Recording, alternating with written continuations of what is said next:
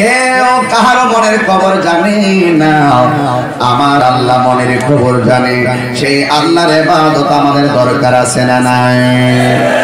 ইবাদতের মধ্যে একটা ইবাদতের হিসাব হাশরের ময়দানে প্রথম নেওয়া হবে। ওই ইবাদতের নাম হলো সালাত। সালাত সালাত।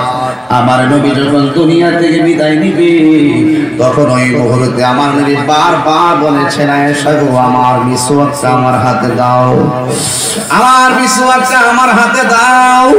আয়েশা বলে আমি দেখেছি নবী অসুস্থ, আমি দেখেছি আমার নবী অসুস্থ, দাঁত মোবারক দিয়া এই মিসওয়াকটা কামড়াইতে পারবে না, শক্ত হয়ে আছে।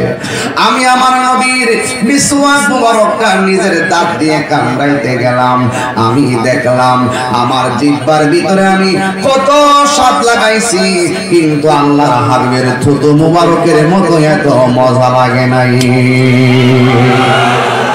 আল্লাহু আকবার, আল্লাহু আকবার, আল্লাহু আকবার।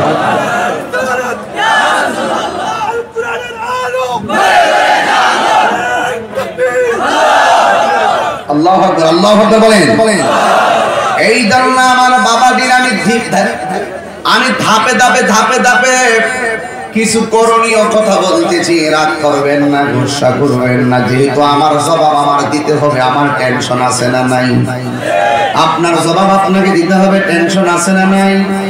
একমাত্র যারা দুনিয়ার বালাখানা মনে করে এরা টেনশন নাই, আর যারা দুনিয়ার জেলখানা মনে করে এরা টেনশন আছে। কারণ ইমানদাররা দুনিয়ার মনে করে একটা জেলখানা। কথা বলেন ঠিক কিনা? এই জন্য আমি বলছিলাম তোমার আমলের ভিতরে প্রথম ইবাদতের নাম, আল্লাহর কাছে সর্বোত্তম ইবাদতের নাম হলো সালাত। আল্লাহর রব্বুল আলামিন সর্বোত্তম ইবাদত সালাতকে নিয়ে প্রথম হিসাব গ্রহণ করবেন।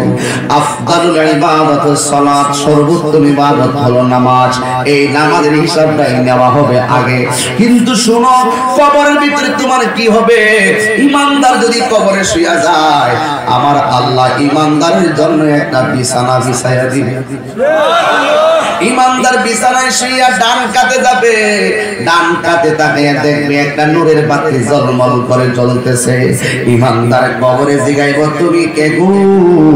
এত সুন্দর আলো তুমি আমার কবরে দিতেছো, তুমি কেডায়? ওই আলো ডাক দিয়া বলবে, আল্লাহর বান্দা আমার চিনো না, আমি অন্য কেউ না, আমি হইলাম তোমার দুনিয়ার সকল নেক আমল। এরপর ইমানদার বাম কাতে যাবে, যাইয়া দেখবে আর একটা নূরের আলো ঝলমল করে জ্বলতেছে। ওই মুহূর্তে এবার ইমানদার ওই আলোটারে জিজ্ঞাসা করবে, তুমি কেডায়?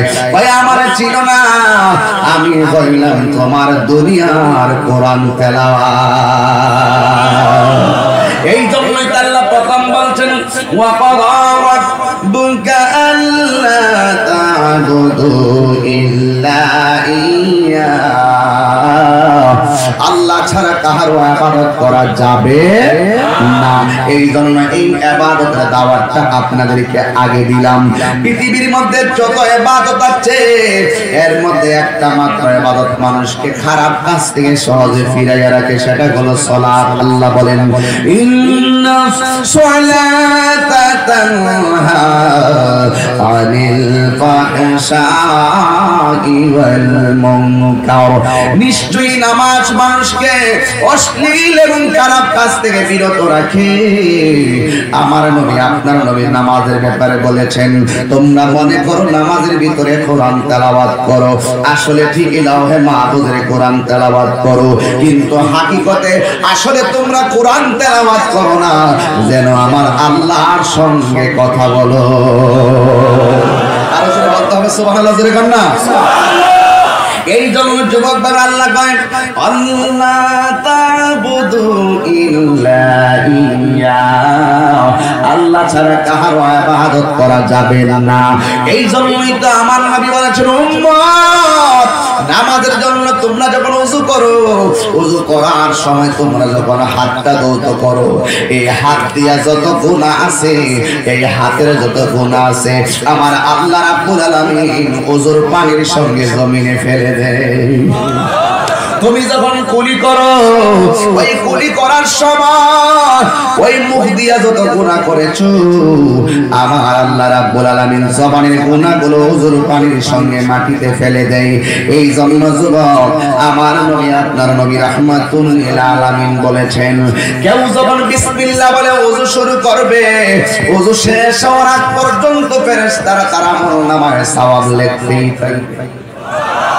শুধু তাই নয় ওই ফেরেশতারা আল্লাহর কাছে তার জন্য গুনাহ মাফ চাইবে।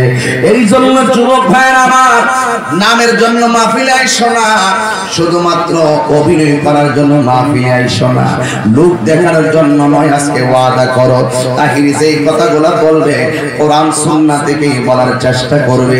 কিন্তু যদি আপনার বিবেকে সাড়া দেয় আমি কথাগুলো ভালো বলতেছি তাহলে আগামী কাল থেকে আপনারা এই রজবের চাঁদে আমার আল্লাহর হাবিব আল্লাহ থেকে 5 ওয়াক্ত নামাজ নিয়ে এসেছিলেন যেই মাসে ওই মাসে তোমাদেরকে আমি নামাজের কথা বলতেছি। এই রজবের চাঁদ থেকে ওয়াদা করো আমরা যতদিন বাঁচব ততদিন আমরা নামাজ ছাড়ব না। রাজি আছো না? আল্লাহু আকবার, আল্লাহু আকবার।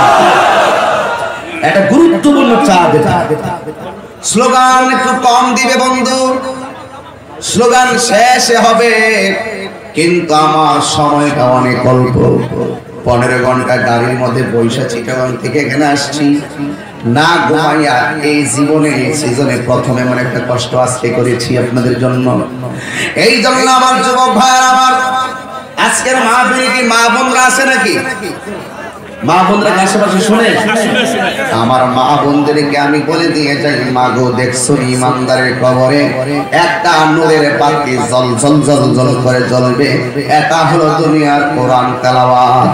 এ আমার আম্মা প্রতিদিন সকালে নামাজ পড়া নিজে কোরআন শরীফ পড়বা, এরপরে চুলার গোড়ায় বিসমিল্লাহ বলে আগুন ধরাইবা, আর আগুন ধরানোর সাথে আগে আগে তোমার সন্তানটার কোরআন শিক্ষার জন্য মক্তবে পাঠাইয়া দিবা। আজকে আমাদের কাছ থেকে মক্তব উঠে যাচ্ছে, সকাল বেলার মক্তব দিনে দিনে উঠে যাচ্ছে। আমার স্বাধীন সোনার বাংলার ছেলেরা যতই কোরআনের আলোতে আলোকিত হবে তাদের জীবনটা ধন্য হয়ে যাবে। কথা বলেন ঠিক কিনা? আমার বাবারা, ও বাবা, আমরা যারা ওয়াজ করি আমরা অনেক সময় কিন্তু ধমক দেই, কিন্তু ধমক দেই একটা শাসনের করে, কিন্তু আমরা কাউকে কিন্তু জুলুম করে ধমক দেই না, ভালোবেসে ধমক দেই। বাবা শাসন তার জন্যই মানে সোহাগ করতে জানে। যে আমি একটা কথাই বলবো, ও যুবক যুবকী আমার কথাগুলো একটা নির্দ্বিধায় একটা সুবিচার করো, নিরপেক্ষ বিচার করো। আজকে এখানে যতগুলা মানুষ এসেছেন, যদি আমি বলি কে কে মাগরিবের নামাজটা পড়ে এসেছেন, অনেকগুলা মানুষ আমার কাছে ফেইলার হয়ে যাবে। না না না না না, আমি তোমাকে নামাজের জন্য বলবো না রে। আমার আল্লাহ নিজেই তো 82 জায়গায় নামাজের কথা বলেছে। স্বয়ং আল্লাহর বিধান যদি তুমি না মানো, পৃথিবীর কোন দোহাই দিয়া তুমি আল্লাহ আদালত থেকে পার পাবে না। কথা বলেন ঠিক কিনা? আল্লাহর ধরা কি নরম না শক্ত? এই ছেলে তুমি উঠো, ফ্যানটা বন্ধ করছো কেন? এদিকে যাও।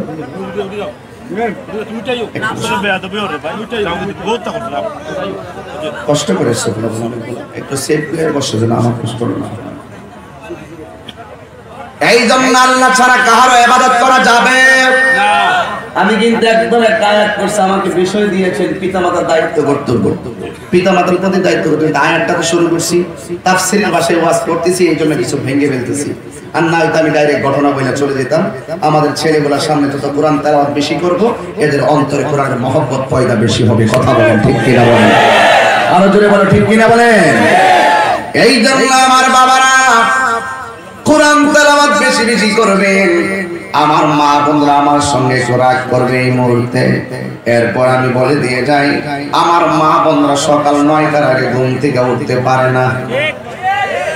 মুরব্বীরা না, একমাত্র বউয়ের দলেরা। কথা বলেন, কথা বলেন, কথা বলেন, আমার সাথে কথা বললেন। মুরব্বী শাশুড়ি যখন বউরে ডাক দেয়, রাত্রে ঘুমাইতে পারছি না, 9টার সময় ঘুম থেকে উঠে ফজরের নামাজ দেয়, আসে না নাই বলেন? শুধুমাত্র তাই নয়, ফজরের নামাজ তো নাই, নিজের বাচ্চাটা লইয়া 9টা পর্যন্ত 10টা পর্যন্ত ঘুমাই।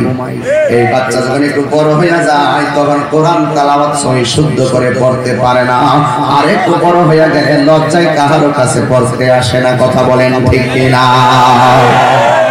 ছোট বাচ্চারা হলো একেবারে কাদামাটির মতন, যা খুশি আপনি তা করতে পারবেন। এই জন্য আমি বলবো আপনারা কোরআন তেলাওয়াত বেশি করবেন। এই জন্য আল্লাহ বলেন ওয়াকাদা রাব্বুকা আল্লা তা'বুদু ইল্লা ইয়্যাহু, আল্লাহ ছাড়া কারো ইবাদত করা যাবে না। এই জন্য ইবাদত পাওয়ার মালিক কে? এই জন্যই তো আমার নবী যখন মেরাজে গিয়েছিলেন, আমার আল্লাহ নবীরে 17টা জায়গায় ঘুরাইছেন। 17টা জায়গায় ঘুরাইছে। প্রথম জায়গায় নবীরে নেওয়ার পরে নবী চোখের পানি ফেলে কান্না শুরু করে দিলেন। পৃথিবীতে একটা মাত্র নবী সুখের বেলায় উম্মতরে বলে নাই, পৃথিবীতে একজন মাত্র নবী দুঃখের বেলায় উম্মতরে বলে নাই। সেই নবী অন্য কাহার নবী নয়, সেই নবী হলো আমাদের নবী। আর ইদ্রিস আলাইহিস সালাম বেহেশতের বারান্দায় গিয়ে আর ফিরে আসে নাই, উম্মত বুইলা গেছে। আর আমার নবী রজবের চাঁদে মেরাজে গেছে, উম্মত দুনিয়ায় রাখতে গেছে, আবার উম্মতের মায়ায় দুনিয়ায় চলে এসেছে। কথা কোন ঠিক কিনা? আমার নবীকে মেরাজে আল্লাহ 17টা জায়গায় ঘুরাইলেন। প্রথম যে জায়গাটা, ওই জায়গায় গিয়ে আমার নবী উম্মতের জন্য কান্না করলেন। আল্লাহ ডাক দিয়ে কয়, বন্ধু গো, এত সুন্দর জায়গার কথা আপনারে শুনাইছি, পৃথিবীর কোন কানে কথা শুনে নাই। এত সুন্দর জায়গা আপনারা দেখাইছি, পৃথিবীর কেউ ওই জায়গাটা দেখে নাই গো নবী। এত সুন্দর জায়গা দেখাইলাম, তারপরে আপনি কেন কান্না করেন? আমার নবী ডাক দিয়ে কে, আল্লাহ আমি কেন কান্দি তুমি তো ভালোই জানো। কারণ হলো একটাই, আমি এত সুন্দর জায়গা দেখতেছি, আমার গুনাহগার উম্মত তো দেখে নাই। আমার ব্রেনটাতে ঢুকে না রে বাবা, নবী কেমন, নবীর মন মানসিকতা, নবীর প্রেম, আমার নবীর ত্যাগ, আমার নবীর পরিশ্রম এত সমহান, এটা আমার ব্রেনে ঢুকে না রে বাবা। আমার আল্লাহ তার বন্ধুর সন্তুষ্টি কামনা করে, আমার আল্লাহ তার বন্ধু নবীরে সান্ত্বনা দেওয়ার জন্য আর একটা সুন্দর জায়গায় নিয়েছেন, সেখানেও নবীকে উম্মতের জন্য কান্না করলেন। এবার আমার নবীকে সন্তুষ্টি দেওয়ার জন্য আর একটা সুন্দর জায়গায় নিলেন, সেই জায়গার ভিতরে গিয়ে নবী উম্মতের জন্য কেঁদেছেন। আল্লাহ ডাক দিয়ে, বন্ধু গো, যেখানে নিয়েছি সেখানে শুধু উম্মতের জন্য কাঁদেন, কিন্তু আমার আল্লাহ নবীর 17টা জায়গায় ঘুরাইছে, এই 17টা জায়গায় গিয়ে নবী উম্মতের জন্য কেঁদেছেন।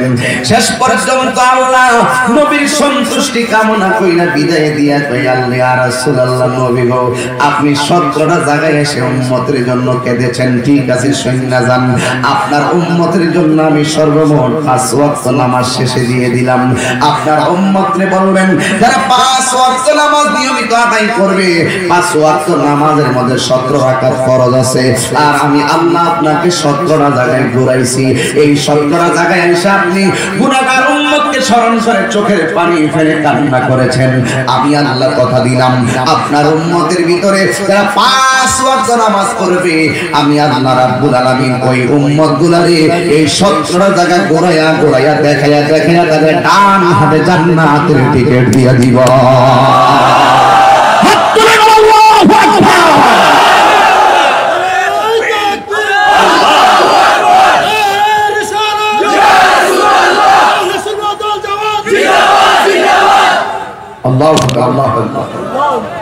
এই জন্য আল্লাহ বলছেন, আমি আল্লাহ ছাড়া কাহার ইবাদত করা যাবে।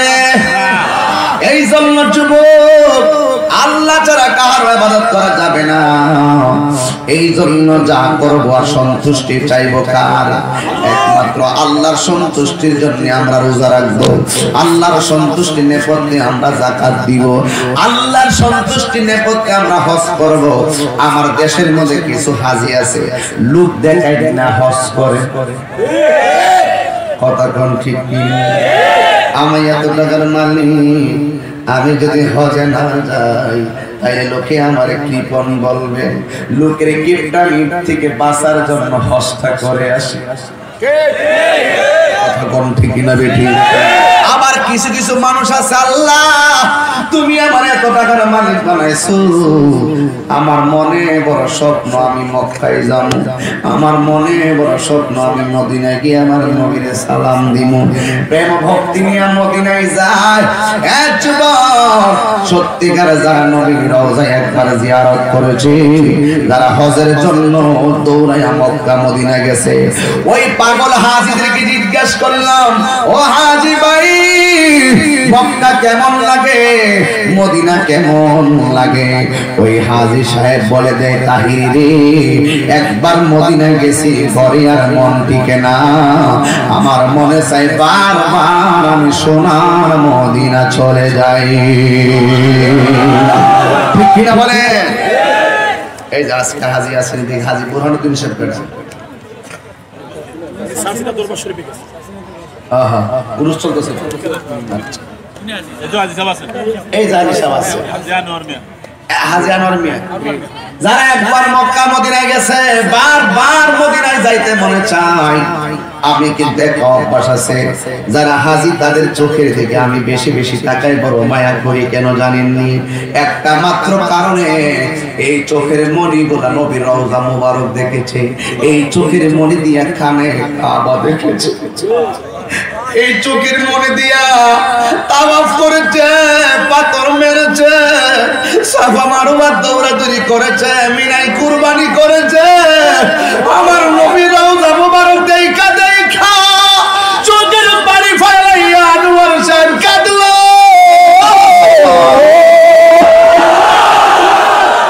এই দুইটা চোখের দাম কম না বেশি? এই দুইটা চোখের দাম কম না বেশি? এই জন্য ওনারা জিজ্ঞাসা করেন, হাজি আনোয়ার সাহেব জীবনে কত সুন্দর জায়গা দেখেছেন, মদিনার মতো এত সুন্দর জায়গা দেখছেন?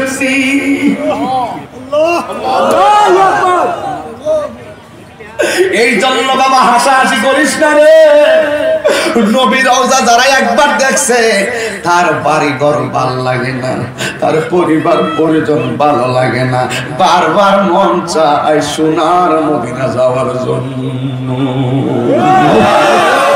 আমার নবীকে মান যারা কবরি ওয়াজাবাত লাহু শাফাআতি, যে আমার নবী, আমি নবীর রওজা জিয়ারত করবে, আমি নবী তার জন্য হাসরের ময়দানে সুপারিশ করা আমি নবীর জন্য ওয়াজিব হয়ে যাবে। এই জন্য মদিনা যাইতে চাই কি চাই না? আজকে হাজি আনোয়ার সাহেব জিগাও, মদিনাটা আসলে আপনার কাছে কেমন লাগে? যখন নামাজ পড়ছেন কেমন লাগে? যখন ইফতার করছেন কেমন লাগে? যখন আপনারা একত্রে বসছেন সেখানটা কেমন লাগে? উনি বললো, তাহিরি রে এই মদিনার মতন সুন্দর আর কিছুই লাগে না। এই জন্য বন্ধু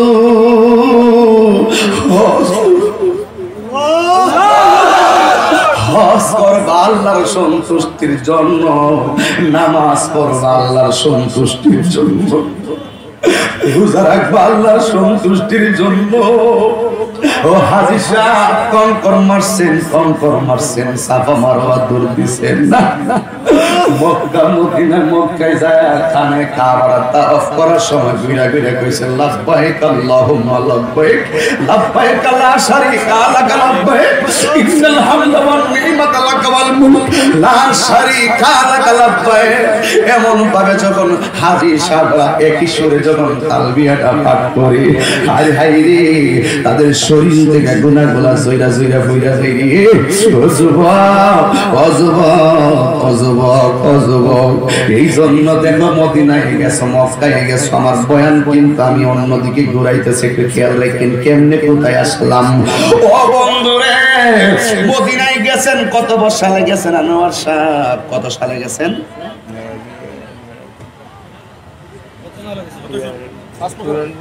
94-তে। এই যে 94 তো হজে গেল, আর বর্তমানে হজে গেলে 3.5 লাখ টাকা, 4.5 লাখ টাকা, 5.5 লাখ টাকা, 10 লাখ টাকা, 24 লাখ টাকাও পর্যন্ত দেখলাম হজে যাচ্ছে।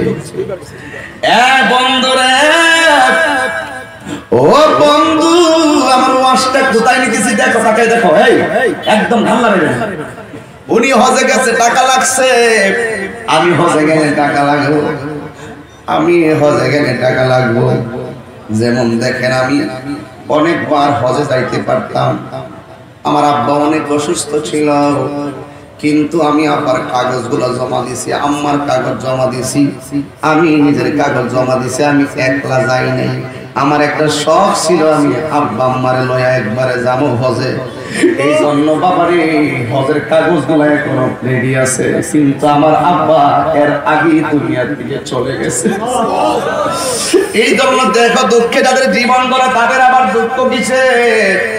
হজে গেলে 5 লাখ 5.5 লাখ টাকা লাগে, কিন্তু আমার নবী, আপনার নবী তো জানে, যাদের টাকা আছে তারা মক্কা মদিনায় যাবে, কিন্তু যাদের টাকা নাই তারা মদিনা মদিনা কইরা ঘরের ভিতরে গভীর রজনীতে কইরা কইরা নবীর রওজা দেখবার লাগে চোখের পানি ফালায়া ফালায়া থাকবো। আল্লাহু আকবার। আমার নবী তো জানেন উম্মত সবার টাকা হবে না, আমার নবী তো জানে অনেক উম্মত দূরদেশ থেকে পয়রা পয়রা নবী নবী কইরা কাঁদবো, কিন্তু মদিনায় আসতে পারবে না, ওদের টাকা নাই, সম্বল নাই, কেমনে আইবো মক্কা মদিনায় হজ করতে? এই জন্য আমার নবী কয়, আল জুমআতু হাজ্জুল মাসাকিন, জুমার দিনটা হলো গরিবের জন্য হজের দিন। আর বড় করে আল্লাহু আকবার, আল্লাহু আকবার,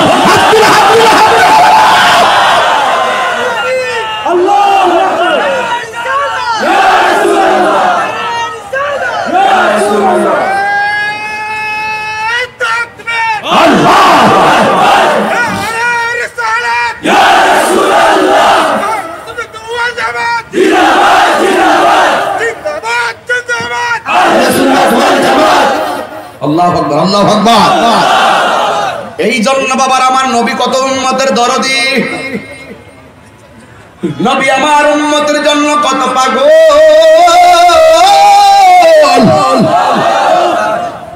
আমি অনেক পরিশ্রান্ত, কিন্তু অনেক পরিশ্রম করে মাহফিলে আসছি, মিনিমাম 6 থেকে 7টা ঘন্টা ঘুমের প্রয়োজন।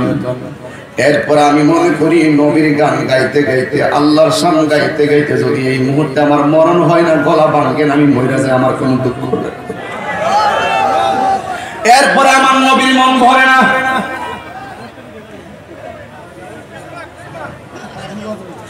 এরপরে আমার মন ভরে না।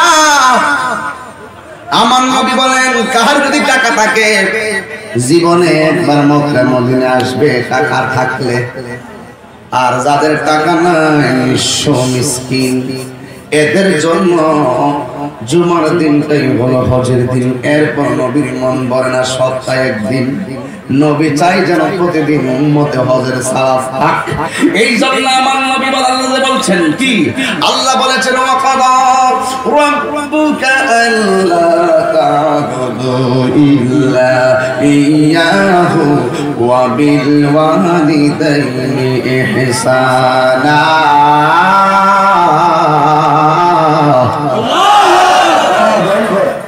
এক ঘন্টার কাছাকাছি পরে আমার বিষয়ের মধ্যে ঢুকলাম, শুধু আপনাদেরকে বোঝাইতে চাই। আমার একটা অভ্যাস হলো, আমাকে যে বিষয় দেওয়া হয় আমি চেষ্টা করি ওইটা থাকার জন্য, কিন্তু যতগুলা কথা বলছি আমি সাইডটা মারার চেষ্টা করছি যেন আমরা আল্লাহর কাছে প্রিয়তম বান্দা হয়ে উঠতে পারি। কথা বলেন, কথা বলেন, ঠিক কিনা বলেন? বেশি সময় নয়, 20-30 মিনিট সময় দিয়া দেন, দেখবেন কথাগুলো অনেক ভালো লাগবে। আমি ভূমিকায় 40 মিনিট সময় নষ্ট করি না, যেমন সময় তেমন ওয়াজ। যদি আমি 2 ঘন্টা 2.5 ঘন্টা বয়ান করি, 30-40 মিনিট প্রাসঙ্গিক কথা বলি, কিন্তু আজকে কিন্তু ডাইরেক্ট বয়ানে ঢুকে গেলাম। আল্লাহ বলেন, ওয়া বিল ওয়ালিদাইনি ইহসানা।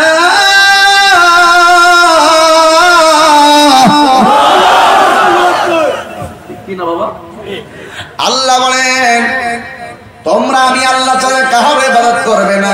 এই কথার পরে আমার আল্লাহ কি আনলেন দেখেন, যাকাতের কথা কইতে পারতো, রোজার কথা বলতে পারতো, ইবাদতের পরে এমন ভাবে অন্য কোনো একটা নির্ধারিত ইবাদতকে বলতে পারতো, কিন্তু আমার আল্লাহ বলল ওয়াবিল ওয়ালিদাইনি ইহসানা, তোমরা মা বাবার সঙ্গে ভালো ব্যবহার করো, মা বাবার সঙ্গে ভালো ব্যবহার করো। এই জন্য বন্ধুরে, ও বন্ধু, আমার নবী আপনার নবীর মন ভরে না।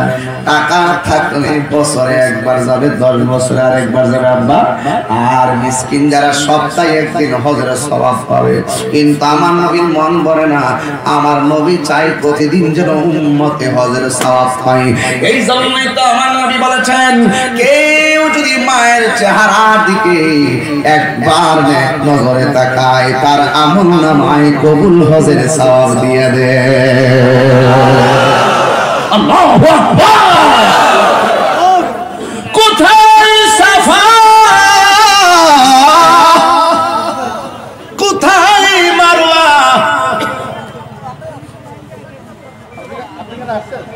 কোথায় সাফা, কোথায় মারওয়া, কোথায় মুজদালিফা, কোথায় আরাফা।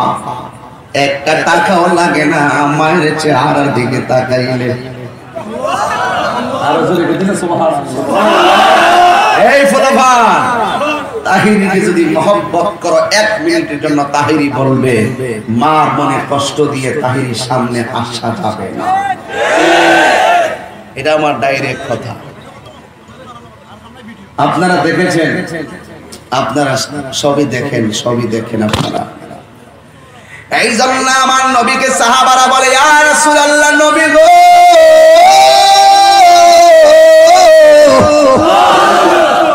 কেউ যদি মায়ের চেহারার দিকে 2 বার তাকায়, আমার নবী আপনার নবী বলে তার আমল নামায় 2টা হজের সওয়াব হয়ে যাবে।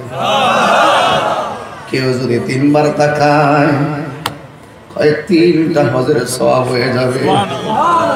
এই এত বড় হাদিসটা পাইছো, আজকে থেকে মার চেহারার দিকে তাকাইও। এই যে বালাটা এ উঠে, এ উঠছ না বাবু, উঠ, এতে কান্দে। যদি আমি বলি এতে কান্দে কি জানেন, এর মার মহব্বত করে। এই এই যারা সত্যিকার মা বাপের মহব্বত করে, ওরা পাগল হয়ে যায় মায়ের জন্য। আজকে আমি বলতেছি, মায়ের চেহারার দিকে তাকাইলে হজের সওয়াব হয়। এখন অনেক পোলাপান কানবো, হুজুর আমার আম্মা তো নাই, কার দিকে চাবো?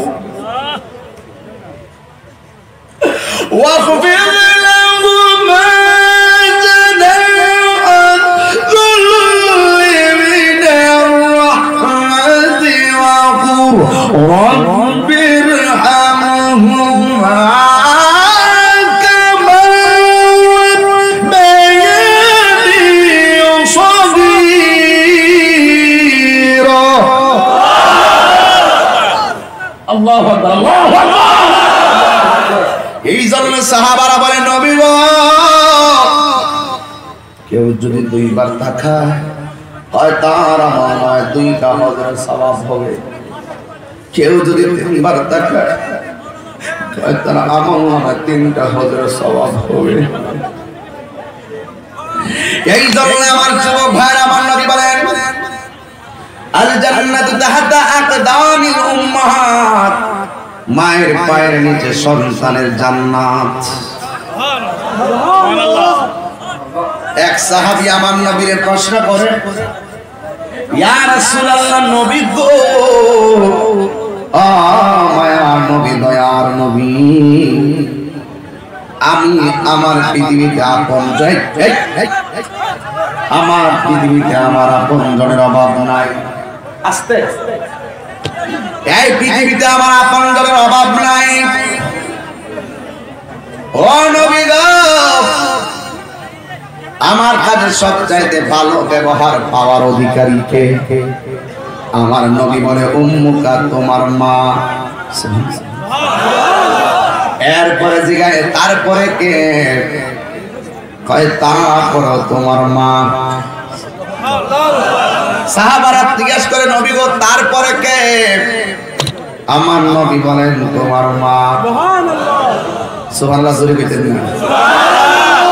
আপনারা ঘুমাই যাবেন, আমি মোনাজাত দিয়ে দেব। মায়ের পক্ষে কথা বললে কি সন্তান ঘুমাইতে পারে? মায়ের মমতার কথা বললে কি সন্তান ঘুমাইতে পারে? আমার নবীকে সাহাবারা প্রশ্ন করে, নবী গো এরপরে কে? এরপরে হলো তোমার বাবা। এরপরে কে? ওয়া আদনাকা, তোমার প্রতিবেশী। আজকে বড় কষ্ট লাগে, মার কথা আল্লাহ হাবিব বলছেন 3 বার। কেন বলছে জানেননি? আল্লাহর কোরআন প্রমাণ করে, ওয়াহানান আলা ওয়াহানিন। এই পৃথিবীর মধ্যে একটা মাত্র মানুষ সবচাইতে বেশি কষ্ট করে, কষ্টের উপরে কষ্ট স্বীকার করে, ওই লোকটা হলো জনম দুঃখিনী মা। কথা বলেন ঠিক কিনা? আল্লাহ বলেন, আল্লাহ রাব্বুল আলামিন বলেন ওয়াবিল ওয়ালিদাইনি ইহসানা, মা বাবার সঙ্গে ভালো ব্যবহার করতে হবে। এখন বলেন হুজুর কতদিন করব? অনেকে আছে মা বাবার জোয়ান কালে কিছু খেদমত করে, আবার কিছু কিছু পোলাপান আছে বুড়া হইয়া গেলে মার খবর লয় না। আবার কিছু কিছু বড় বড় অফিসার আছে, বড় বড় বিশ্বাস আছে, আবার কিছু কিছু বড় বড় বক্তা আছে, কিছু কিছু বড় বড় নেতা আছে। অফিসের মধ্যে যদি বাবা যায় বুড়া বেড়া, আগের থেকে ফিউন্ডরে কইয়া দেয় একটা বুড়া বেড়া আইব, অফিসের ভিতরে ঢুকতে দিস না, বাইরের একটা বিদায় কইরা দিস। এমন লোক সমাজে আছে না? অফিসে বাবা ঢুকলে বলে শরম করে, অফিসে বাবা ঢুকলে বলে শরম করব।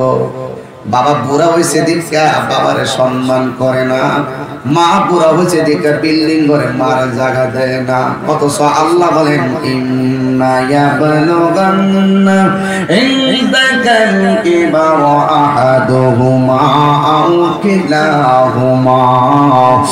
আল্লাহ রাব্বুল আলামিন বলেন মা বাবা দুইজন কিংবা একজন যদিও বৃদ্ধ হয়ে যায়, তাদের সঙ্গে ভালো ব্যবহার করা লাগবে।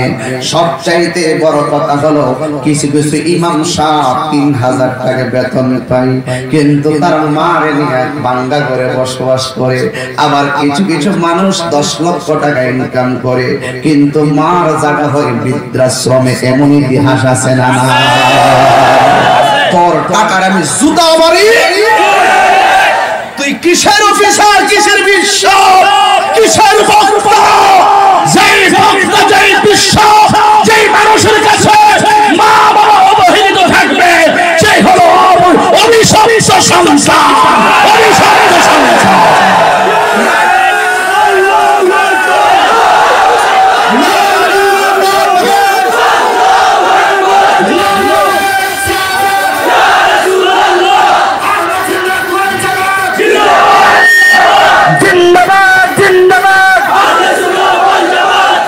ঠিক কিনা বলেন? এই সমস্ত সন্তানকে আমরা বৃদ্ধাঙ্গুল প্রদর্শন করি। কথা বলেন ঠিক কিনা বলেন? আল্লাহ রাব্বুল আলামিন কি বলে আর ওরা করে কি? আরে বাবা, মা যখন বৃদ্ধ হয় তখন তুমি মার দমক মারো, দমক দিও না, দমক দিও না। আল্লাহ বলেন উফিন ওয়ালা তানহারহুমা, এদেরকে এমন ভাবে দমক দিও না যে ওরা উফ শব্দটা কয় রে পুত কি করলি, এই কথাটা যেন মুখ থেকে বের না করে। এখন প্রশ্ন করো হুজুর, তাদের সঙ্গে কেমন ব্যবহার করতে হবে? তাদের সঙ্গে কেমন ব্যবহার করতে হবে? ওটা বন্ধ করো।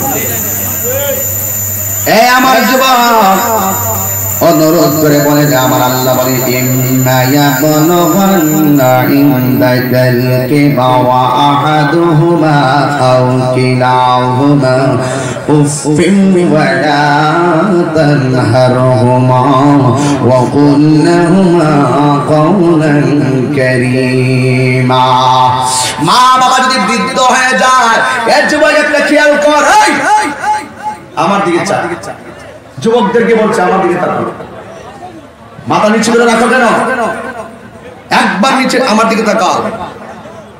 মা বাবার বৃদ্ধ অবস্থাটা কেমন তুমি জানো? হুজুর আমি জানি না তুমি ছোটবেলা যেমন ছিলা মার বৃদ্ধ অবস্থাটা হলো তেমন। তুমি ছোটবেলা যেমন লড়তে পারতে না মা তোমারে বুকের উপর রাখছে, তুমি লড়তে পারতে না মা ডান পাশে রাখছে, তুমি লড়তে পারতে না ডান পাশে প্রস্রাব করে দিয়েছ, তোমারে মা আমার বাম পাশে নিয়েছে, আবার শীতের দিন প্রস্রাব করে দিয়েছ, মা তোমার বুকের উপরে রেখেছে।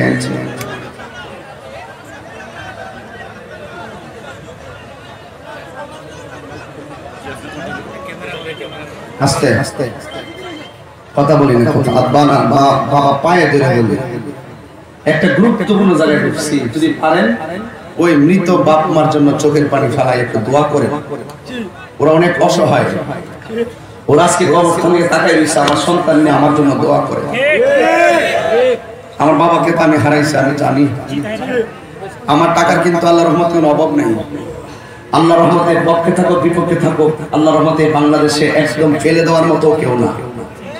কিন্তু আমার হচ্ছে অশান্তি লাগে, কারণ আমার বাবাটা ছিল আমার বট বৃক্ষ। এই বাবা নামক বট বৃক্ষটার ছায়াটা আমার উপর দিয়ে চলে গেছে পর থেকে আমি পাগলের মতন। এই বাপটা যদি আতুর হইয়া ঘরে পইরো থাকে, ঘরটা সুন্দর লাগে। এই বাপটার কারণে তোর সমাজের মানুষ কেউ কিছু বলতে গেলে তোর আব্বার খাতিরে তোরে মাফ করে দেয়। এই বাপটা যখন যাইবো গা তখন তুমি বুঝবা যে বাবাটা কেমন সম্পদ ছিল, আল্লাহু আকবার। তোর মাটা কেমন সম্পদ ছিল চলে যাওয়ার পরে বুঝতে পারবে।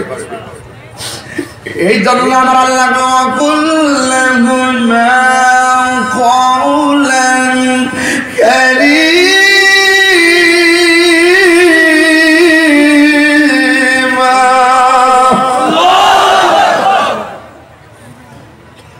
আল্লাহ রাব্বুল আলামিন বলেন মা বাবার সঙ্গে ভালো ব্যবহার করতে হবে। আমি বলেছিলাম মা বাবার পুরো সময়টা কেমন জানো, তোমার ছোটবেলাটা যেমন ছিল।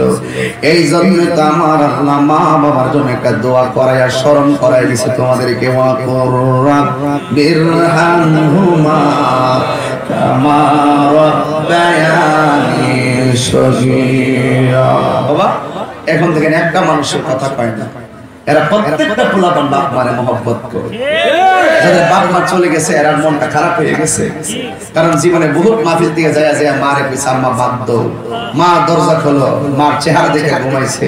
আজকে বহুত পোলাপান বাড়ির যায় আম্মার চেহারা দেখতে পারবে না, ওরা অন্ধকার কবরে শুয়ে আছে। আমার সাথে একটু মা বাবার নাম দোয়া করে বলেন ওয়াকুর রাব্বিরহামহুমা কামা রাব্বায়ানি সগীরা। তুমি এমন ভাবে আল্লাহরে বলছো, আল্লাহ তুমি আমার আব্বা আম্মারে এমন করে মায়া করো, এমন করে দয়া করো যেমন ভাবে আমার মা বাবা আমার ছোটবেলায় মায়া করে লালন পালন করেছেন। এই জন্য আমার আল্লাহ এই রাব্বায়ানি সগীরা ছোটবেলার কথা বলেছেন। কি বাবা? ও প্রফেসর। হ্যাঁ ঠিক আছে, আমাদের একজন আপনাদের জগন্নাথপুরের থানার একজন আছে, রফিক ভাই আছে মনে হয়, আছে না? আচ্ছা আচ্ছা মাশাআল্লাহ, অনেক সাহেব আমার দেশি কইছে না তাহিরের লোক সব জায়গায় আছে। আমার দেশি এই দেশের মানুষ দেখে শান্তি লাগে কিনা বলেন। হাজার চাকরি করেন ঢাকা শহর, যখন ঈদরা হয় তখন লঞ্চ দিয়ে পাড়ি দিয়ে মানুষ বাড়িতে চলে যায়, একমাত্র দেশের টানে নারীর টানে মায়া মায়া কথা কোন ঠিক কিনা বলেন। আল্লাহ পাক আমার স্যারদেরকে নেক দান করুন, আমিন কোন আমিন। আর জোরে কোন আমিন। আল্লাহ হায়াত বরকত দান করুন, আমিন বলেন। আমার বাবাজিরা আপনাদের কি কষ্ট হচ্ছে বাবা? আমি গুছাইয়ার কথা বলার চেষ্টা করেছি যেন কথাগুলো সহজে সবার বুঝে আসে। এরকম হামতাম করতেছি না যেন আপনাদের বুঝে আসবে না। সবাই আমার সঙ্গে আবার বলতে হবে, মা বাবার জন্য দরদ আছে না নাই? দরদ মাথা কোনটা আমার সাথে সবাই করেন। রব্বির হামহুমা কামা রাব্বায়ানি সগীরা। আল্লাহ রাব্বুল আলামিন বলেন তোমরা মা বাবার জন্য এমন ভাবে দোয়া করো, আল্লাহ আমার মা বাবাকে তুমি এমন করে মায়া কইরো, রহম কইরো, যেমন করে ছোটবেলায় সগীরা ছোটবেলায় মা বাবা আমার অনেক মায়া করেছেন, এই কথাটা লাগাইয়া দিয়ে তোমার বিবেককে জাগ্রত করে দিয়েছেন। এখন বলবেন হুজুর ছোটবেলায় কি তুমি বুঝো না? তুমি মায়ের পেটের ভিতরে 10 মাস 10 দিন মারে লাইফাইয়া ঘুম ভাঙাই দিছো। 10 মাস 10 দিন তুই মারে কত কষ্ট দিয়েছিস। তোকে পেটে নেওয়ার পর থেকে আমার বুকে ব্যথা, পেটে ব্যথা, খাবার অরুচি, কত কষ্ট করছে। তুই যখন 5টা মাস পার হয়ে গেছিস মার পেটের ভিতরে, মা খাইতে বসলো, হাতের মধ্যে প্লেট নিয়ে মুখের মধ্যে খাবার দিয়া হঠাৎ করে রাখিয়া দিছে। পাশের বাড়ির মহিলা জিগায় খাও না কেন? ওই আমার মুখের ভিতরে রুচি নাই। রাতের বেলা মা ঘুমের ঘরে হঠাৎ করে কান্না করে লাফটা বসে গেছে, পেটের মধ্যে দইরা এমনি চোখের পানি ফালাইয়া কাঁদে। হয়তো আমার বাবা বলছে তুমি কাঁদো কেন? তখন বলছে আমার ঘুম আসে না, তাই খারাপ লাগছে, আমি বসে আছি। ওই দিন মা বলে নাই তোমার ঘর থেকে তুমি মার পেটের মধ্যে লাথি মেরে মার ঘুমটা ভাঙ্গা দিছে, এই কথা মা বলে নাই। মা পাবলিক রে বলছে আমার মুখের মধ্যে রুচি নাই, কিন্তু পাবলিক রে বলে নাই আমার সন্তান এই মুহূর্তে আমার পেটের মধ্যে লাথি মারছে। হাজার হাজার কষ্ট মা গোপন রাখছে। আজকে তুই ভূমিষ্ঠ হইয়া কিছু কথাবার্তা শিক্ষা ফলাইছো, মা তোমার ভালো কথা বললে তুমি একটা ধমক মারো, এমন সন্তান সমাজে আছে না? না,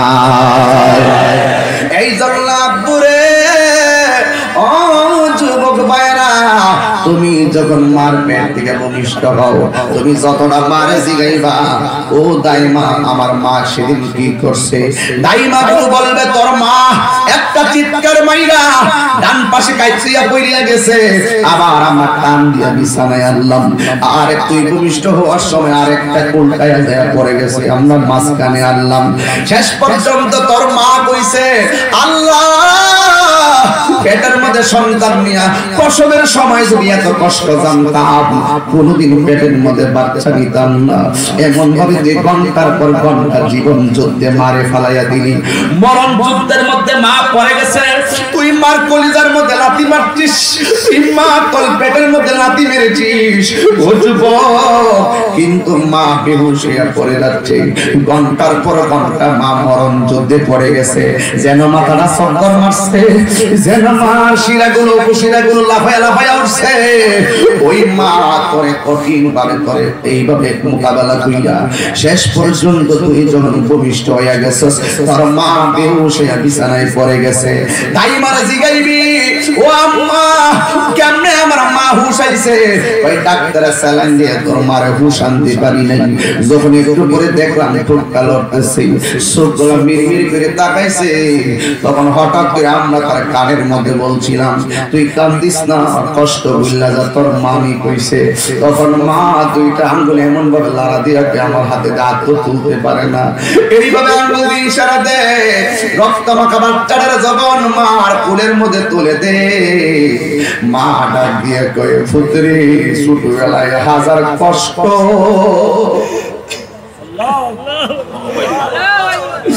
হাজার কষ্ট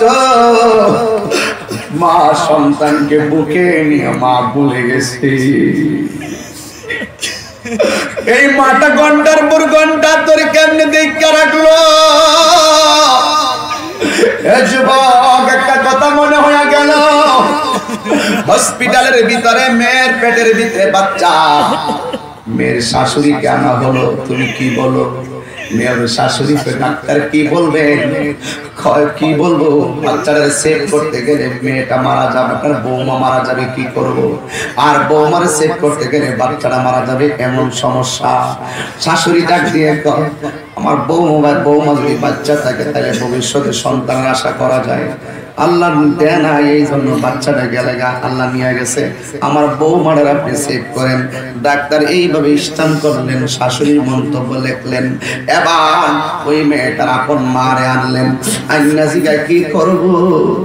কয় আমার মেয়েটা আপনি বাঁচান, মেয়েটা যদি বাঁচে তাইলে আমার মেয়ের করে সন্তান সম্ভাবনা আছে। কিন্তু আল্লাহ কপালে দেয় নাই, বাচ্চাটা মারা গেলে আল্লাহর ইচ্ছা নিয়ে গেছে। এই কথা বলার পরে মেয়েটারে পেটের মধ্যে বাচ্চা নিয়ে ওই থিয়েটারে নিয়ে গেল। হঠাৎ করে পেটের মধ্যে ছুরিটা লাগাবে, একটা নার্স ডাক দিয়া কই, ম্যাম মেয়েটা যে গর্ভবতী তার শাশুড়িকে বলছেন এক কথাই বলল মেয়েটাকে সেভ করার জন্য, আর মাকে বলছেন, মাও বলছে এই আপনার তার মেয়েকে সেভ করার জন্য।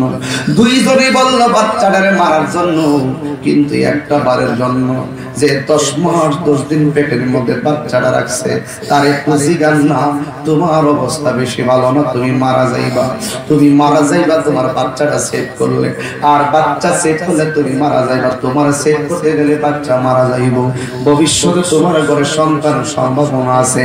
তোমার শাশুড়িও বলছে তোমার সেভ করার জন্য, তোমার মাও বলছে সেভ করার জন্য, তুমি কি বলো?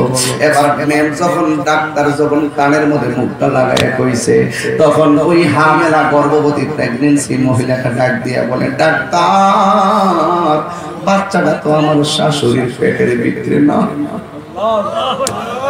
বাচ্চাটা তো আমার মায়ের পেটের ভিতরে না, বাচ্চাটা তো আমার পেটের ভিতরে। ও ডাক্তার মৃত্যুবরণ করতে হয়, আমি মা মৃত্যুবরণ করব, আমার জাদু মনিরে আমি মারতে দিব না। এটার নাম হলো মা, এটার নাম হলো মা। জগন্নাথপুরের পুলিশ প্রশাসন আমার চতুর্পাশে দাঁড়ানো, প্রশাসনকে আমি ধন্যবাদ দেই যে আমাকে আজকে সুন্দর করে কথা বলার মতন সুযোগটা কইরা দিছে। এলাকাবাসীর বড় ধন্যবাদ যারা ভদ্রতার সাথে শালীনভাবে কথাগুলো শুনতেছেন। ওনারা এক একজন এক এক ডিস্ট্রিক্টের এক এক এলাকা, এখানে অনেক ভাই আমার সরাইলের এলাকার, আমার নির্বাচনী এলাকা, আমি যে আসন থেকে এমপি নির্বাচন করছি ওই আসনের আমার ভাইয়ের বাড়ি। তো সুতরাং ওই এলাকার সন্তান এখানে আমার আরেক ভাই আছে বগুড়ার, যার নাম হলো রফিক ভাই, আরিফ ভাই না রফিক ভাই জানে, আরিফ ভাই মনে হয়।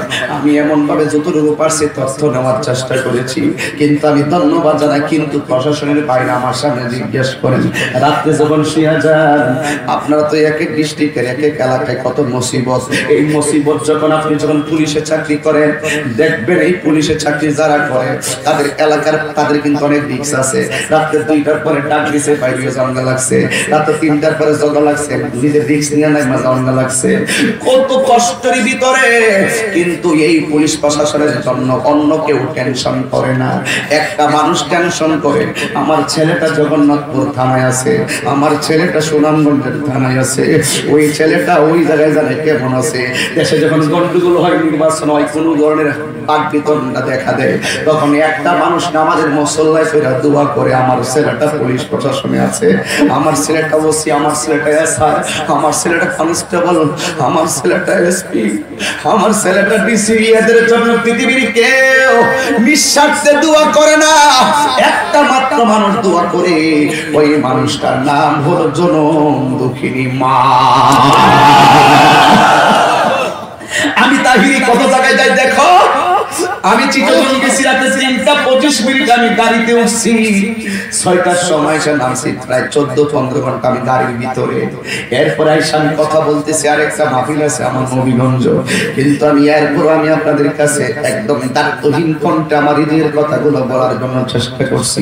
ওয়াল্লাহি তাআলা তোর পায়ের মধ্যে আমি হাত দিয়ে বইলা দিয়া যাই, জীবনে যদি জিরো থেকে হিরো হতে চাও, জীবনে যদি জিরো থেকে হিরো হতে চাও, জীবনে কোনোদিন মা বাবার মনে কষ্ট দিও না, জীবনে কোনোদিন মা বাবার চোখের পানি ফালাইয়া কান্দাইও না, জীবনে কোনোদিন মা বাবার উফ যেন করে এমন শব্দ বলিও না।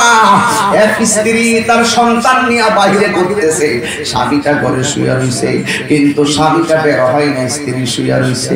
স্ত্রী সন্তান নিয়ে বাহিরে নিয়ে ঘন্টার পর ঘন্টা ছেলেটারে ঘুম পাড়াইলো, স্ত্রী বাচ্চাটারে ঘন্টার পর ঘন্টা ঘুম পাড়াইয়া ঘরে আসলো, আইসা দেখতেছে তার স্বামী ঘর থেকে কোথায় জানে চলে গেছে।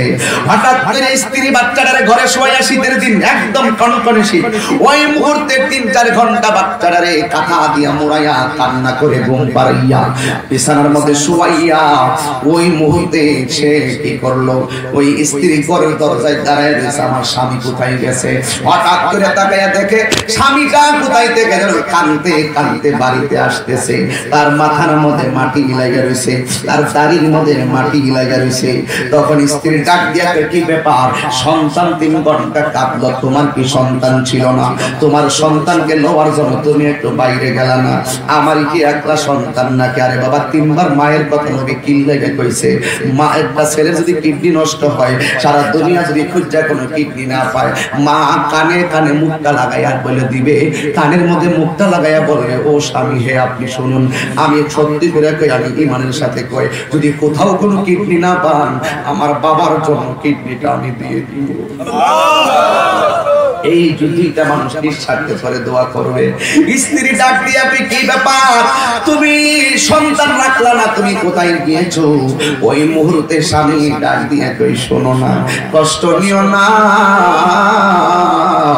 দুঃখ নিও না গো, আমি দেখেছি তুমি যখন সন্তানটা নিয়ে বাহিরে গেছো, আমি ঘরের দরজা দিয়া তোমার দিকে তাকায়া তাকায়া দেখলাম, তুমি সন্তান নিয়ে একবার ডানে যাও, আর একবার তুমি বামে যাও, আর একবার ছাদের দিকে তাকায় তাকায় মনের আনন্দে গান গাও।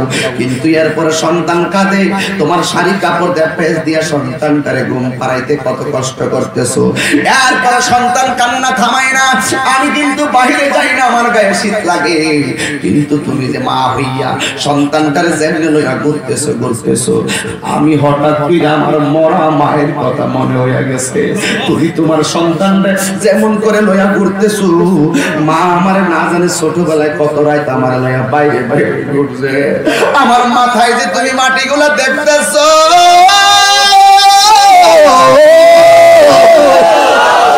এই মাটিগুলা উঠানের মাটি না, এই মাটিগুলা অন্য কোথার মাটি না, এই মাটিগুলো হলো আমার মায়ের কবরের মাটি। আমি যখন দেখলাম তুমি তোমার সন্তানটারে লইয়া এমনি ঘুরতেছো, কষ্ট করতেছো, না জানি আমার মা ছোটবেলা আমার লইয়া কত কষ্ট করছে। এই যুবক পোলাপান, এই বুড়া মানুষটা তোর লাগা কি না করছে, এই বুড়া মানুষটা তোর লাগা কি না করছে। আজকে তুমি বড় হইয়া গেছো, তোমার বাপটা বুড়া হইয়া গেছে, মনে কইরো না তোমার বাপটা দুর্বল হইয়া পড়ছে, দিকে ফালাই নয়া গেছে। আল্লাহর কসম করে বলি, আমার নবী আপনার নবী বলেছেন, রিদার রাব্বি ফি রিদাল ওয়ালিদাইনি ওয়া সাকাতুর রাব্বি ফি সাকাতিল ওয়ালিদাইনি। পিতামাতার সন্তুষ্টিতে আল্লাহ খুশি, পিতামাতার অসন্তুষ্টিতে আল্লাহ কষ্ট পায়। কথা বলেন ঠিক কিনা? এই ধরনের ডাক দিয়া কই, শুনো না গো, আমার চুলের মধ্যে যে মাটি, দাড়ির মধ্যে যে মাটি দেখতেছো, আমি আমার আম্মার কবরের মধ্যে যে আম্মা আম্মা কইরা কাইন্দা কাইন্দা গড়াইয়া গড়াইয়া বিলাপ করছি, আমার গায়ের ভিতরে ওই আম্মার কবরের মাটি লাইগা রইছে। জোরে জোরে কি আল্লাহু আকবার বলবেন না?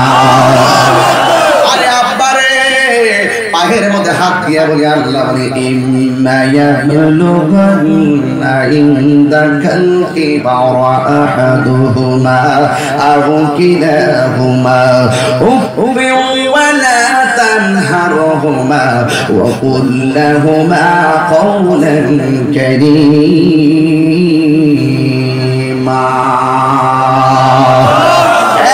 মা বাবার সঙ্গে ভালো ব্যবহার চাই কি চাই না? আর জুড়ে বলো, চাই কি চাই না? আমি যখন বাড়িতে যাই, আমার বাবার খাট দেখলে আমার বাবার কথা মনে হইয়া যায়। আমার একটা ঘর আছে, ওই ঘরের ভিতরে একটা রুম আছে, যেই রুমটা আমার বাড়িতে যারা গেছেন আমার নিচতলায় এই রুমটা আমি বসি, কিন্তু এই ডয়ার মধ্যে একটা আমার আব্বার কাফনের কাপড় টুকরা আছে। আমি যখন মাহফিলে যাই, আব্বার কাফনের কাপড় অতিরিক্ত টুকরাটা আমার মুখের মধ্যে লাগাইয়া, বুকের মধ্যে লাগাইয়া যেন একটা রোয়ানা দিই, মনে হয় যেন আমার আব্বার আমি সালাম করে বিদায় হইতেছি। কিন্তু মাহফিল থেকে যখন ফিরা বাড়ি যায়, আব্বা সবসময় দরজাটা না লাগাইয়া চাপায় রাখতো শেষ রাইতে। আব্বা জানে আমি মাহফিলে গেলে দরজাটা খুললে আব্বারে দেখবো, মাথায় হাত বোলাইয়া দিব, আর গিয়া গিয়া কইতাম আব্বা মাহফিলে অনেক লোক হইছে, যাইয়া যে কইতাম আব্বা মাহফিলে মানুষ অনেক সম্মান করছে, যাইয়া যে কইতাম আব্বা রাস্তায় কোনো সমস্যা হয় নাই। আব্বা সবসময় কইতেন তাওয়াক্কালতু আলাল্লাহ, একমাত্র আল্লাহর উপর আমি ভরসা করি, তোমরা ভরসা করো। আল্লাহ যার সহায় হয়, পৃথিবীর কেউ কিছু করতে পারে না। এখন আমি বাড়িতে যাই, দরজাটা খোলা পাই, আমার আমার আব্বার কাঠটা দেখতে পাই, বিছানা দেখতে পাই, কিন্তু আমার আব্বারে দেখতে পাই না। ও বন্ধুরে, সব আছে আগের মতন, কিন্তু বাবা নয়। দরজাটা খুলতে খেয়ে যায় ধোঁকা, বাবা বুঝি বলছে এলে নাকি খোকা। গজল গাইতে হবে না, এরপর একটা গজল গাইতেছি মনে হচ্ছে না? বেশি গজল বলেছি আজকে, আমার সময় যেমন ওয়াজ তেমন, এই জন্য আমি মূল কথাগুলি বলার চেষ্টা করছি। এরপর আমার বাবার কথা মনে হয়ে গেছে, একটু বলেন। দরজাটা খুলতে খেয়ে যায় ধোঁকা, বাবা বুঝি বলছে এলে নাকি খোকা। বুকের ভেতরটা নড়ে চড়ে ওঠে, বুকের ভেতরটা নড়ে চড়ে ওঠে, চোখ বেয়ে জল নেমে আসে, শুধু মানে শুধু মানে শুধু মানে শুধু মানে জানি ফিরে পাবো না হারানো তিথি, বাবা শুধু তাহিরির ফেলে বাঁধা স্মৃতি। জানি ফিরে পাবো না হারানো তিথি, বাবা শুধু তাহিরির ফেলে বাঁধা স্মৃতি। বুকের ভেতর নড়ে চড়ে ওঠে, চোখ বেয়ে জল নেমে আসে, শুধু বাবা নেই, শুধু বাবা নেই, শুধু মানে শুধু মানে। আমি আজি আমার নিজের হাতের লেখা, আমি আজি বড় একা হয়ে অশ্রুসিক্ত চোখে, বাবা চলে গেছে বলে, বাবা চলে গেছে বলে। মইনার গাওয়া গান, কুকিনের কোতান, সুন্দর ব্যবহার দিয়েছি উপহার। আমি আজি বড় একা হয়ে অশ্রুসিক্ত চোখে, মা চলে গেছে বলে, মা জননী চলে গেছে বলে। যেতে নাহি দিব হয়, তবু যেতে দিতে হয়, তবু চলে যায় বিধাতার নীতি। আমি আজি বড় একা হয়ে অশ্রুসিক্ত চোখে, বাবা চলে গেছে বলে, বাবা চলে গেছে বলে। একটা জবান বন্ধ রাখবেন না, দিলটা নরম করে বলো আল্লাহু আকবার। এই আওয়াজে মানি না, জবান খুলে বলো আল্লাহু আকবার। যুবক আমি দেখেছি, আমাকে বিষয় দিয়েছে মা বাবার খেদমতের বিষয়। এই জন্য আমি পরিপূর্ণভাবে কেমনে কেমনে মার রাজি করতে হয়। যার জীবনে ইবাদত বেশি, মায়ের প্রতি তার দরদ বেশি। কথা কোন ঠিক কিনা বলেন? এই জন্য আমি একটা কথা বলবো যুবক, আমি দেখেছি আজকে বর্তমানে জগন্নাথ করে দুইটা কারণে সন্তান মারে কষ্ট দেয়। একটা হলো সঙ্গ গুণে, বন্ধুর কারণে বন্ধুর পাল্লাই পড়ে মারে কষ্ট দেয়। এই বন্ধুটা তোমার পরিবার হতে পারে, এই বন্ধুটা তোমার চাচাতো ভাই হতে পারে, এই বন্ধুটা স্কুলের বন্ধু হতে পারে, এই বন্ধুটা বিদেশি বন্ধু হতে পারে। ম্যাক্সিমাম সন্তান মা বাবার অবাধ্য হয়েছে একমাত্র সঙ্গের পাল্লাই পড়ে। কথা কোন ঠিক কিনা বলেন? এই নাম্বার এই হলুদ গেঞ্জি, এই সাদা গেঞ্জি, এই ছেলেরা কি আশ্চর্য পোলাপান, মার কথা বললে ছেলে উঠে যায়। তোমরা জান্নাতে সার্টিফিকেট নিয়ে নিছো, এত খারাপ লাগে জানেন এই সমস্ত বিষয়গুলো। একটা গুরুত্বপূর্ণ জায়গায় আমি এখানে ঢুকছি যে দুইটা কারণে সন্তান মারে কষ্ট দেয়। একটা হলো সঙ্গ গুণে, এক দাস্তানের আগারে বসিয়ে হেলমেটের ঢালা হাতে নিয়ে শুকিয়ে দেখেন রয়েছে কস্তুরী মেলা। কহিল কস্তুরী তুমি কি আতরদান, তোমার গায়েতে সুবাসে ভরা তুমি কি গুলিস্তান। কহিল কস্তুরী ওসব কিছু নহি, আমি অতি নিচু মাটি, ফুলের সহিত থাকিয়া উহার সুবাসে হয়েছে কাটি। তাই তো আল্লামা শেখ সাদী আল্লামা শেখ সাদী বলেন, সৎসঙ্গে স্বর্গবাস, অসৎসঙ্গে সর্বনাশ। বন্ধু ওই বন্ধুটা ভালো, যেই বন্ধুটা খেলার মাঠ থেকে তোমার মসজিদে নিয়ে যাবে, ওই বন্ধুটা সবচেয়ে খারাপ যেই বন্ধুটা মসজিদ থেকে তোমাকে জোয়ার আড্ডায় নিয়ে যাবে। কথা বলেন ঠিক কি না? আর 2 নম্বর আরেকটা কারণ, সন্তান ইদানিং দেখা যায় মারে জিম্মি করে। মোটরসাইকেল না কিনা দিলে লেখাপড়া করতাম না, বিদেশ পাঠাই বানাইলে করতাম না, মা বাপে জিম্মি করে, মা বাপে জিম্মি করে। এটা কারণ কি জানেন? সন্তান, ম্যাক্সিমাম সন্তানরা মা বাবাকে জিম্মি করে। এই সন্তানগুলো মা অবাধ্য হওয়ার পিছনে, হুমকি দামকে দেওয়ার পিছনে একটা কারণ হলো নেশা। জোরে বলো কি? এখন যুবক ভাইরা, আজকে হাজারো লাখো মানুষ সবাই বলেন নেশা কি চলবে না, বন্ধ হবে? আওয়াজে মানি না, জবান খুলে একদম আল্লাহ রাসূলকে সাক্ষী রেখে একটা চোখের পানি, এক ফোঁটা চোখের পানির কসম করে তোমারে বলি, আল্লাহর কসম করে বলি, জীবনে কোনদিন নেশা করবে না। নেশা করলে তোমার জীবনটা ধ্বংস হয়ে যাবে, নেশা করলে তোমার পরিবারটা ধ্বংস হয়ে যাবে, নেশা করলে তোমার পরিবার, বিয়ে করলে তোমার সংসারটা শেষ হয়ে যাবে, নেশা করলে তোমার শিক্ষাগত জীবনটা তুলে মুলে বরবাদ হয়ে যাবে, নেশা করলে তোমার ইমেজ নষ্ট হয়ে যাবে, নেশা করলে তুমি যেই কোনো মুহূর্তে অন্যায় কাজ করতে তোমার বিবেক বাধা দিবে না। আজকে যতগুলো মানুষ মানুষকে ফোন করে নেশার পাল্লাই হইলা, এখন এই সমাজের ভিতরে বাবা ইয়াবা আছে না নাই? আমার সঙ্গে ওয়াদা করতে হবে, হাত দিলা ওয়াদা করা, হাত দিলা বলতে হবে, আমি বলবো বাবা, তোমরা বলবে বন্ধ, বাবা ইয়াবা জোরে বলতে হবে, ওয়াদা করতে হবে। আমার প্রশাসনের ভাইদেরকে হাতকে শক্তিশালী করতে হবে। আপনাদের এলাকায় যদি কোনো ধরনের এরকম মাদক দ্রব্য সেবন করে, আপনারা গোপনে প্রশাসনের কাছে ইনফর্ম দিয়ে আসবেন, যেন আমরা আইনের আওতায় তাকে সাহায্য করতে পারি। কথা বলেন ঠিক না? আপনার সন্তান যদি নেশা করে, আপনি বাবাকে মামলা করে দিবেন যে আমার সন্তানকে তো আইন শৃঙ্খলা আবদ্ধ করেন। কথা বলেন ঠিক কিনা বলেন? এই জন্য সবাই বলেন বন্ধ, বাবা জোরে বলেন, বাবা ইয়াবা, ফেন্সি, গাঞ্জা, সুদ, ঘুষ, চুরি, ডাকাতি, হেরোইন, গাঁজা, সব কি বন্ধ? একদম দিল নরম করে বলছেন, আল্লাহকে খুশি করতে গিয়ে বলছেন। তাহলে এখন বলেন নামাজ চলবে? নামাজ, হাত তুলে বলো, নামাজ, রোজা, হজ, যাকাত, মা বাবার খেদমত, মিলাদ, কিয়াম, দুরূদ, সালাম, ইবাদত, মহব্বত, সোহবত, খেদমত, ভালো কথা, ন্যায্য কথা, সহযোগিতা চলবে?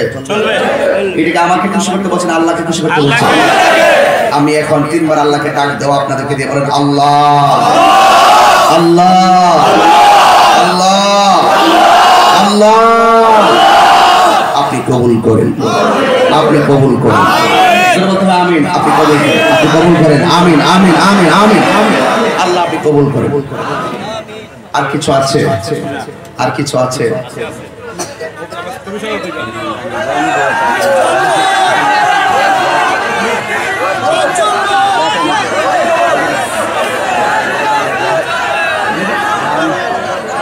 আস্তে আস্তে আস্তে আস্তে আস্তে শুনে শুনে শুনে শুনে স্টপ। এভাবে না, এভাবে না, এভাবে না, আস্তে আস্তে, এভাবে না। দাবি আদায় করতে হবে নম্র ভাষায়। জোর করে দাবি আদায় করা যায়? ইসলাম শান্তির ধর্ম, ঠিক কিনা বলো?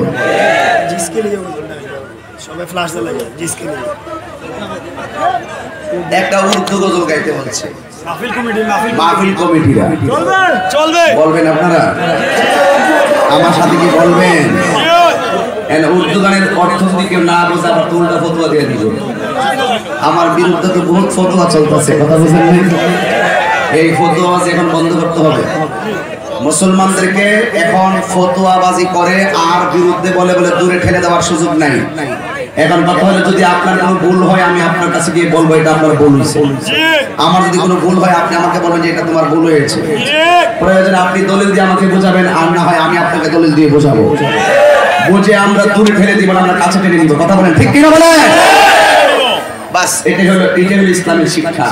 ইসলাম মানে দূরে ঠেলে দেওয়ার নাম নয়, ইসলাম হলো কাছে আনার নাম। কথা বলেন ঠিক কিনা বলেন? আমাদের দায়িত্ব শুধুমাত্র নিজের নামাজ পড়বো না, নামাজ পড়তে মানুষকে উৎসাহ প্রদান করবো। এই জন্য বলা হয় যে আকিমুস সালাহ। কথা বলেন ঠিক কিনা বলেন? এই জন্য ওই রকম ফতোয়া টতোয়া এগুলা বাদ, এগুলার দিকে আপনি কান দিবেন না, কারণ এগুলো দিয়ে লাভ নেই। আর আপনার ফেসবুক মাস্টার যারা আছেন এগুলো একটু কম চালায়। আমরা হুজুররা একজন আরেকজনের যেটাই বলি না কেন আমরা দেখবেন হুট করে আবার মিলে গেছিল। কথা বল ঠিক না বেঠিক? আপনারা ফেসবুকে একবারে দৈরালা ফেরালা মাইরালা কুবাইলা এগুলা কি? আপনারা শুধু তাকায় তাকায় দেখেন এটা আলেমদের দ্বন্দ্ব, এলেমানা দ্বন্দ্ব, ইখতিলাফুল উলামা রাহমাতুন। আলেম যখন দ্বন্দ্ব হয় এটা রহমতে পরিণত হয়। কথা কোন ঠিক কিনা বলেন? হয়তো তিনি আমাকে বুঝাইয়া দিবেন, নাই তো আমি বুঝাইয়া দেব। কথা কোন ঠিক কিনা? তবে এটা একটু সময়ের ব্যাপার। কথা বলেন।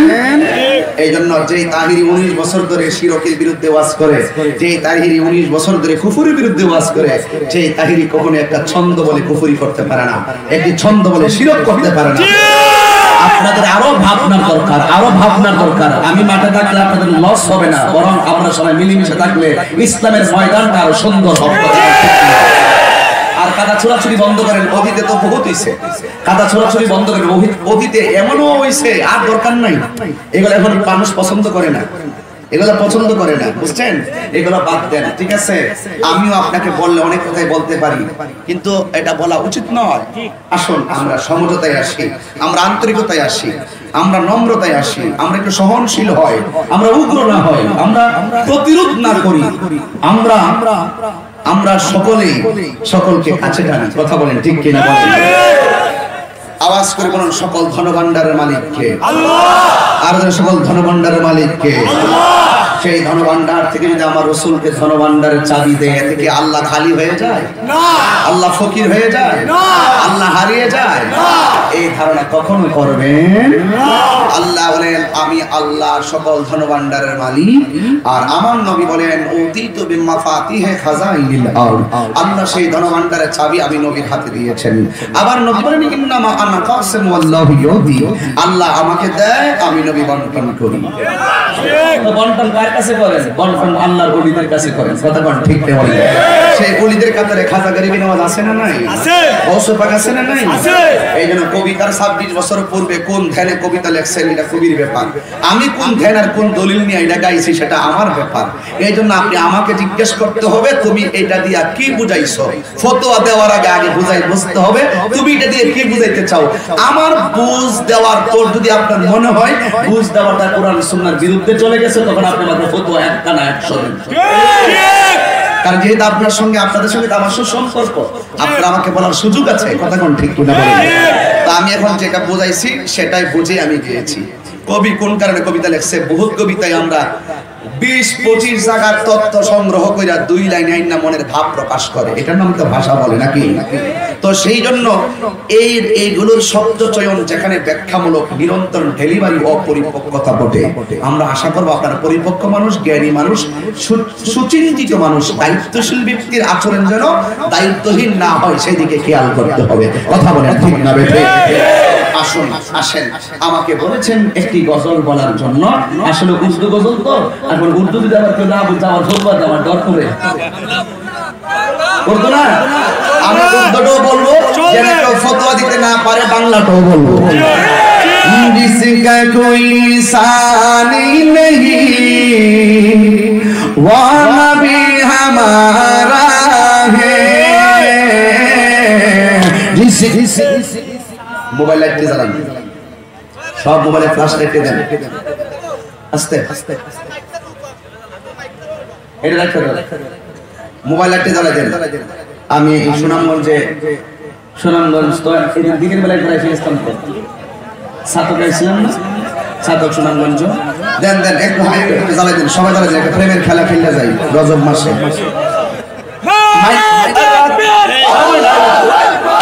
সময় নেই স্লোগান বহুত দিও কোন সময় যদি ময়দানে নামার ডাক দেয় তখন নাইমা স্লোগান দিয়ে লামা হাত লামা লারান দেখি কেমন লাগে कोई मोबाइल के तो আর নাই जिसी का कोई सानी नहीं वो नबी हमारा है जिसका कोई सानी नहीं वो नबी हमारा है मुस्तफा की अज़मत का अदना किनारा है এটার বাংলাটা হলো তোমার কোনো তুলনা নাই ও আমার প্রাণের নবী